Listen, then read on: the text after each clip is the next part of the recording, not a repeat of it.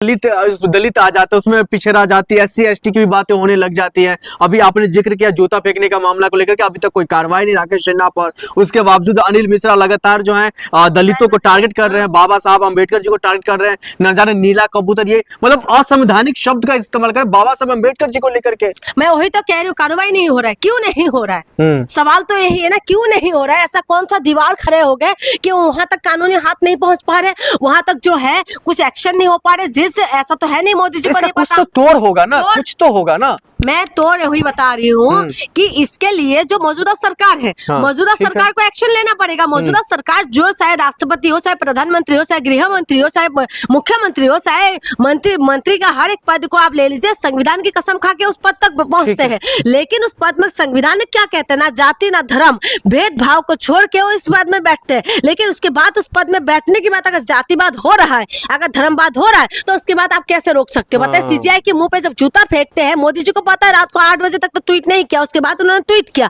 Tweet करने के बाद भी एक्शन ले सकते हैं ना तुरंत। अगर वो उन्होंने माफ कर दिया, बेशक उन्होंने माफ कर दिया, लेकिन कोर्ट के हिसाब से तो कर सकते हैं ना। CGI ने पर्सनली माफ किया है ना, बाकी कोर्ट की तरफ से क्यों नहीं हुआ?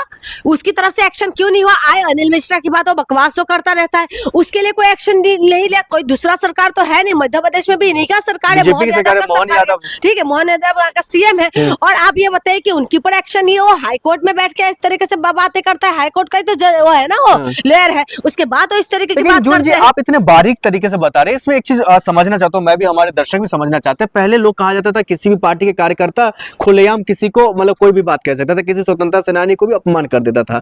लेकिन अब एक पढ़े लिखा, जो पढ़ा लिखा कोई वकील है, कोई जो है हाई कोर्ट का वकील है, कोई सुप्रीम कोर्ट का वकील है, कोई जूता फेंक देता है, कोई बाबा साहब को अपमानजनक बातें कह देता है, ये पढ़े लिखे लोगों के अंदर जहन में जो कीड़ा जो घुस गया है, ये कैसे निकलेगा?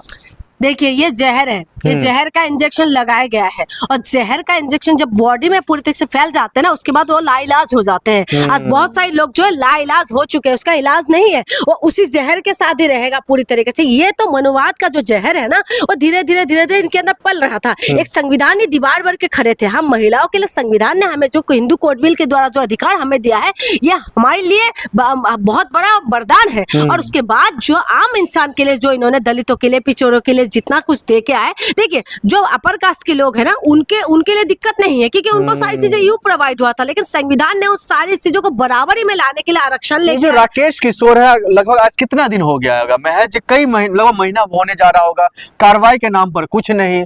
ऐसे में लोगों को मनोबल तो और बढ़ा रहा है ना, ऐसे गुंडों को बढ़ तो रहा है मनोबल, बढ़ नहीं रहे क्या? ऐसे तो लोग कोई भी कुछ भी कर लेगा। आप बताइए, किसी के लिए कुछ भी बोल दो, मुंह उठा के कुछ भी बात कर दो। आप बताइए, बीजेपी के किसी भी नेता के लिए आप कुछ बोल के दिखाए, तुरंत घर से उठा लेगा। फेसबुक में कुछ पोस्ट करके दिखाए, वहां से ले लेगा। ठीक है, असम के अंदर मैं अभी थी, एक ने ऐसा पोस्ट किया था, उसके बाद उसको मारा, उसको पत्रकार है वो, उसको मारा, उसको मार के पूरा दांत तोड़ दिया और लेके वहां पर NSA लगा के अंदर कर दिया। तो मैं इसीलिए बता रही हूँ कि तमाम जो चीजें हैं, ये चीजें सारी हो रहा है। अगर आप इनके विपक्ष में रह के बात करेंगे तो इसकी गिरफ्तारी कब हो सकती है? नहीं होगा। राकेश किशोर जैसे लोग कैसे होगा जब यही लोग एक अपराधी है, जज पर जूता फेंकने वाले, वो भी CGI साहब पर, और आप कह रहे हैं इसकी गिरफ्तारी नहीं होगी? कैसे होगा? उम्मीद किससे लगाएंगे बताइए? क्या देश में संविधान नहीं है? क्या देश में कानून नहीं है? कानून भी है।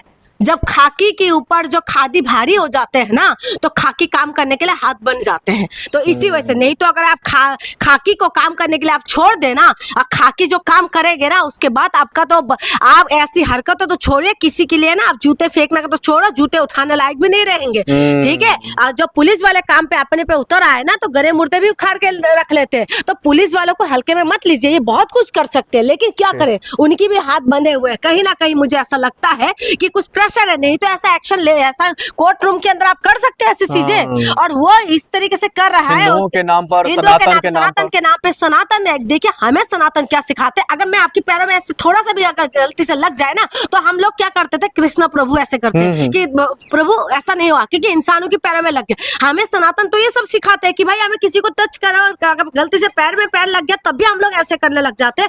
हमें सनातन सभ्यता सिखाते हैं, हमें सनातन मान और सम्मान देना सिखाते हैं, हमें सनातन जो है शांति सिखाते हैं। लेकिन ये लोग जो सनातन के नाम पे हुड़दंग कर रहे हैं ना, ये हुड़दंग ही तो कर रहे हैं। कर क्या रहे हैं ये लोग? ये लगातार ये सारी चीजें करते जा रहे हैं। ये कभी जूते फेंक देंगे, कभी मुंह पे टॉयलेट कर देंगे, कभी मुंह पे थू फेंक देंगे, कभी मूत पिला देंगे। सनातन के नाम पे होता है क्या? सनातन हमें ये सब सिखाते हैं? आप बताए कौन सी सनातन की बात कह रहे हैं? सनातन तो हमें जो प्यार, मोहब्बत, शांति सिखाते हैं। लेकिन ये लोग क्या करें, ये राम के नाम पे धंधा करते हैं, राम का नाम जपते रहते हैं। उसके बाद आप देखिए राम के नाम पे किस तरीके से महिला के साथ बलात्कार कर देते हैं, महिला को किस हालत में छोड़ देते हैं। इसीलिए मैं बता रही हूँ कि सनातन के नाम को बदनाम मत करो। आज सनातन के नाम का इन्होंने बहुत बदनाम कर दिया है। जो बस मार दो तो आपने अभी देखा होगा किसी ने एक एक्सीडेंट किया था, है ना, जब उनको पकड़ लिया था फिर उसके बाद शिव जी का नाम लेने लग गए, है ना। तो ये सारी चीजें बताइए, क्या तुम क्या देश साबित करना चाहते हो? सनातन हमें शांति सिखाते हैं, शांति में रहना है, लेकिन इनके ऊपर कार्रवाई होना चाहिए। ठीक है, बहुत शुक्रिया बातचीत करने के लिए। हमारे साथ जून मैडम जी जुड़ी हुई थी, तमाम मामलों को लेकर के अपना बेबाकी से बयान दी है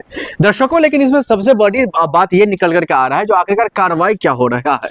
कोई बाबा साहब अम्बेडकर जी को लेकर के अपमानजनक बात कह देता है, कोई सीजे साहब पर जूता फेंक देता है, तो कोई कुछ और तमाम चीज। सबसे बड़ी बात तो यहाँ तक ये है, जो राहुल गांधी ने जो खुलासा किया है, इन तमाम मामलों को लेकर के इलेक्शन कमीशन उस स्तर तक अपना जवाब नहीं दे पाया है, जिस स्तर तक आपने सबने देखा होगा किरण रिजिजू साहब ने प्रेस कॉन्फ्रेंस करके दिया है। खैर, इन तमाम मामलों के काफी किरकिरी भी हुई, सवाल जवाब का दौर फिर से शुरू हो चुका है। लेकिन अब इन तमाम मामलों को लेकर के दर्शकों, आपसे बड़ा अदालत, आपसे बड़ा कोर्ट और आपसे बड़ा जो है फैसला देने वाला कोई नहीं है। आप अपनी प्रतिक्रिया हमारे कमेंट बॉक्स में दीजिए। जो आखिरकार इस देश में, हमारे जो ये गुलदस्ता का जो देश कहा जाता है, इस देश में आखिरकार फूल तोड़ने का काम कौन कर रहा है। आप देख रहे थे फॉरएवर न्यूज। नमस्कार।